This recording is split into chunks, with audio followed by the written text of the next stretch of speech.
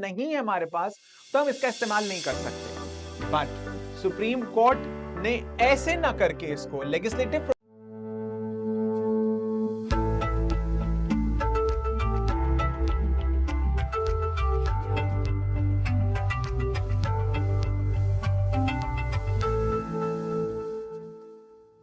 So welcome to another lecture. इसमें आज हम डिस्कस कर रहे हैं एक बहुत ही इंपॉर्टेंट जजमेंट सुप्रीम कोर्ट का, और वो है judgement on irretrievable breakdown on of marriage. Irretrievable breakdown of marriage का मतलब है कि किस तरीके से सुप्रीम कोर्ट ऑफ इंडिया अपनी पावर का इस्तेमाल, संविधान में जो अनुच्छेद अनुच्छेद 142 में, आर्टिकल 142 में जो उसके पास पावर दी गई है, सुप्रीम कोर्ट, संविधान ने जो सुप्रीम कोर्ट को ये पावर दी है कि supreme court can pass any judgment in order to do complete justice.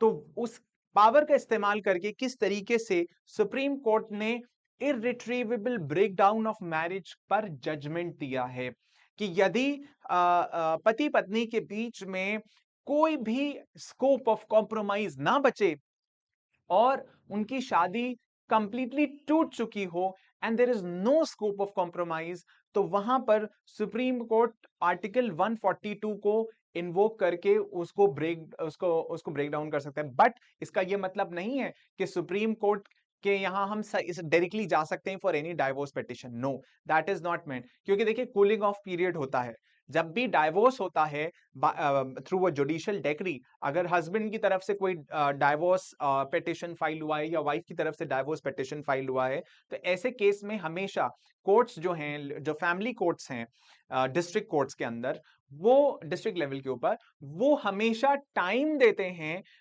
6 महीने का, या कुछ टाइम उन्हें उन्हें दिया जाता है जिसको कूलिंग ऑफ पीरियड कहते हैं। कोर्ट्स की ये कोशिश रहती है कि डाइवोर्स ना हो और दोनों पति पत्नी अगले 6 महीने में इसके ऊपर सोच विचार कर लें। They should give it a second thought and they can compromise on it. हो सकता है कि वो उनके बीच में बनने लगे, हो सकता है कि वो सेकंड थॉट दें तो उनकी फैमिली बच जाए, उनकी शादी बच जाए। बट अगर इररिट्रीवेबल ब्रेकडाउन हो चुका है, मतलब कोई स्कोप ऑफ कॉम्प्रोमाइज बचेगा ही नहीं, इनफैक्ट कूलिंग ऑफ पीरियड देने से दोनों ही पति पत्नी जो हैं वो और ज्यादा परेशान हो जाएंगे।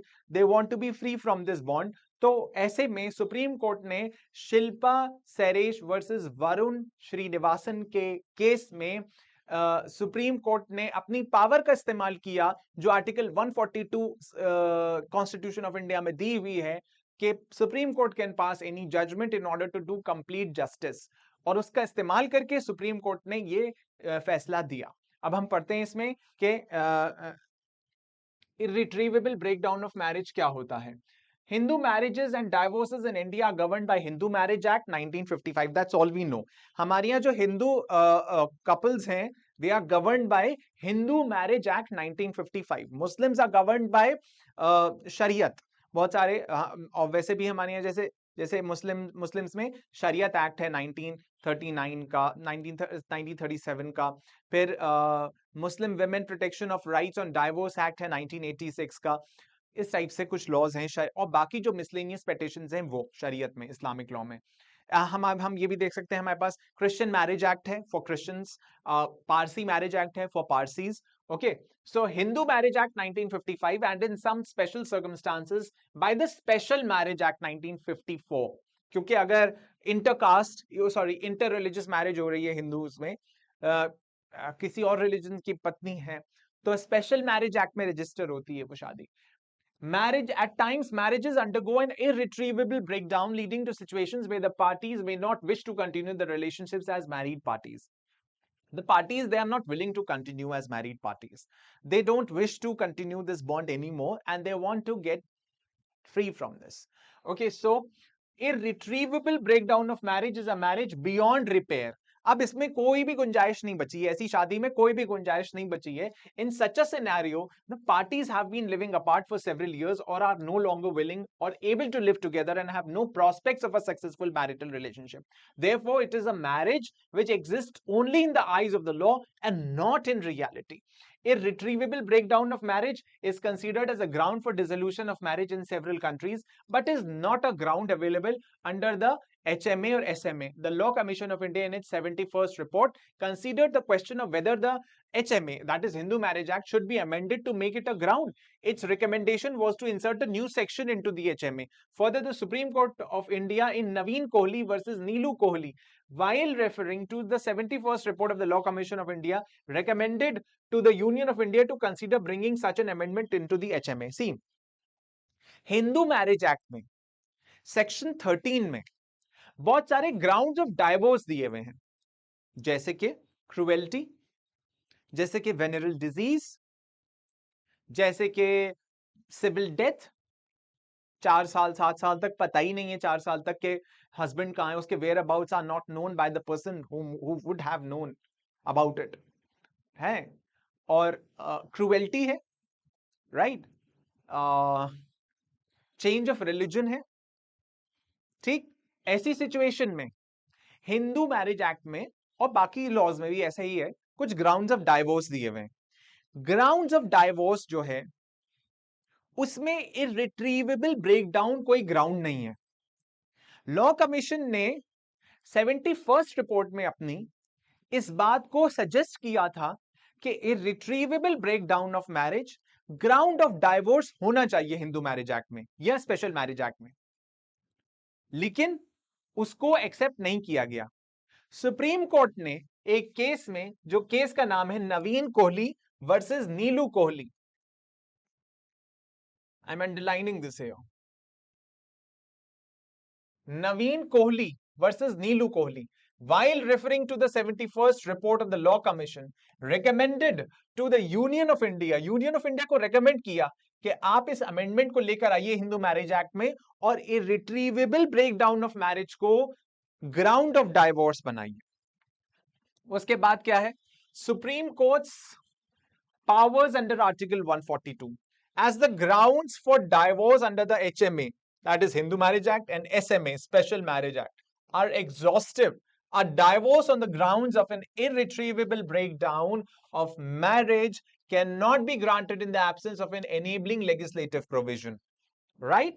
अब ये कह रहे हैं, सुप्रीम कोर्ट ने ये कहा कि जो भी ग्राउंड्स हिंदू मैरिज एक्ट और स्पेशल मैरिज एक्ट में दिए हुए वो एग्जॉस्टिव हैं। ओके, अगर हमारे पास irretrievable breakdown of marriage as a ground of divorce नहीं है, लेजिस्लेटिव प्रोविजन नहीं है हमारे पास, तो हम इसका इस्तेमाल नहीं कर सकते। बट सुप्रीम कोर्ट ने ऐसे ना करके इसको लेजिस्लेटिव प्रोविजन को तो खत्म कर दिया कि चलिए हम इस वाले प्रोविजन में नहीं जा रहे, तो हम आर्टिकल 142 के जरिए से, Article 142 of the Constitution allows the Supreme Court to exercise its jurisdiction where it is necessary to do complete justice. See, to do complete justice.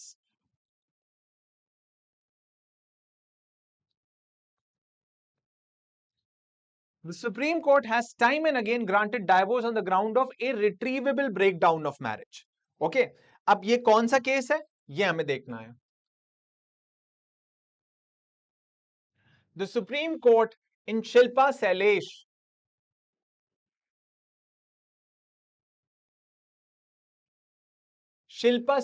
versus Varun Srinivasan has explained the scope and nature of the powers under Article 142. The 5-judge Constitution bench has laid down that the power under Article 142 can be exercised to grant divorce in cases of irretrievable breakdown of marriage. The Supreme Court has clarified that Article 142 does not confer a right of divorce on the parties if the marriage has broken down.